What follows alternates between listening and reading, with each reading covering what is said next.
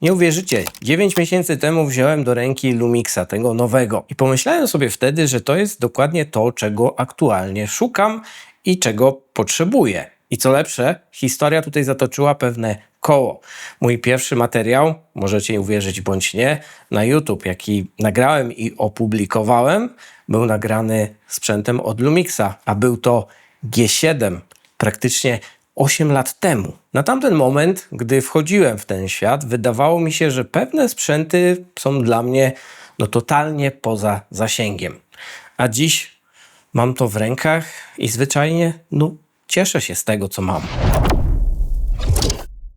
Tylko żebyśmy się tutaj dobrze zrozumieli, to mój prywatny wybór, jeśli chodzi o Lumixa. Nie mam problemu z aparatami Sony i z marką Sony. Nadal będę te aparaty polecał, bo w niektórych aspektach mają swoje przewagi, z których nadal korzystacie i jesteście zadowoleni. Nie bez powodu mam dzisiaj też koszulkę Sony. Bo tak na dobrą sprawę, jako twórca na YouTube, twórca treści, wręcz powiedziałbym, że zyskuję na tym, a przynajmniej tak mi się wydaje, że sprawdzam różne systemy, różne aparaty, bo tak ogólnie daje mi to taką szerszą perspektywę, powiedziałbym. I jasne, w tym miejscu przyznaję się, prywatnie uważam, że tak jakby trochę rozeszliśmy się z myślami, jeśli chodzi o Sony, ale Sony to korporacja, marka, i wybrała inną drogę, taką, a nie inną. Ogólnie przed samą zmianą poczułem, że tak jakby polityka Sony jako całej marki, jeśli chodzi o aparaty, przestała się zgrywać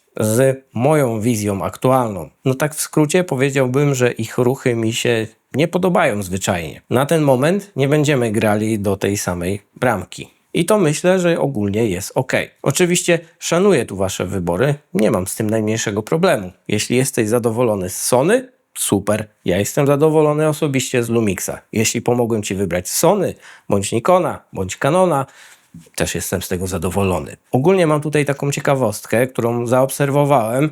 To fakt, że społeczność, powiedziałbym, Lumixa w moim odczuciu po przesiadce jest dzisiaj po prostu inna, bardziej bym powiedział przyjazna. A może to sama zmiana systemu tak odświeżyła mi głowę?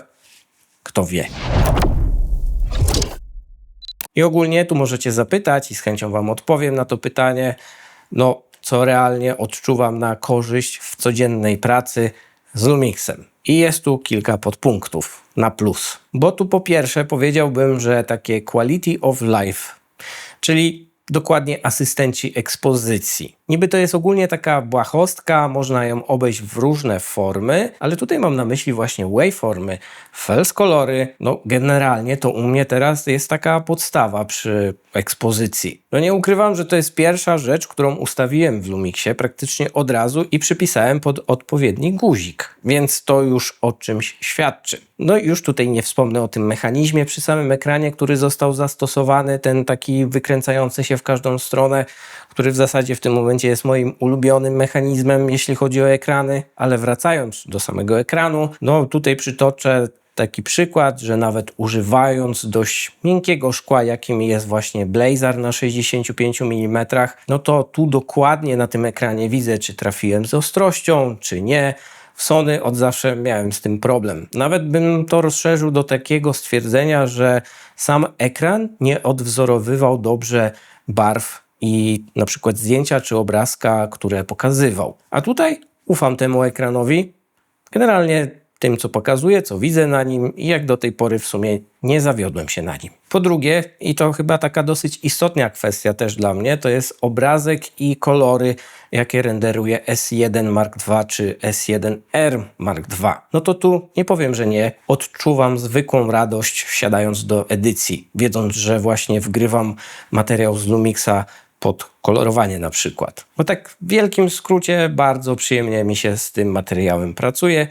I w zasadzie z mojego odczucia niewiele tu trzeba, żeby ten obrazek dowoził taki efekt, jaki ja lubię. Tak bym powiedział, że taka organiczność tego obrazka z tych sensorów jest tym, czego szukałem teraz. Po trzecie, i to wszystko ze sobą się wiąże, możliwość samej puszki. Wiadomo, że chcemy progresować tak naturalnie, czyli przeskok z 4K na 6K w tym wypadku. I tu zgodzę się, od razu wyprzedzę wasze komentarze, że tak na dobrą sprawę na YouTube tego nie zobaczymy. Nie ma to większego sensu czy znaczenia. Większość materiałów i tak oglądacie w Full HD. Do tego dodałbym OpenGate do 60 klatek, bez żadnego kropa, czyli taka, powiedziałbym, możliwość kadrowania bez utraty jakiejkolwiek jakości. I tu nie będę ukrywał, że ta kombinacja po prostu zaspokaja moje wewnętrzne dziecko w tym momencie. A jeśli jeszcze do tego dorzucimy ten trzeci aspekt, bym powiedział taką dowolną swobodę w zapisie tych danych z tego sensora, czyli możliwość używania kart SD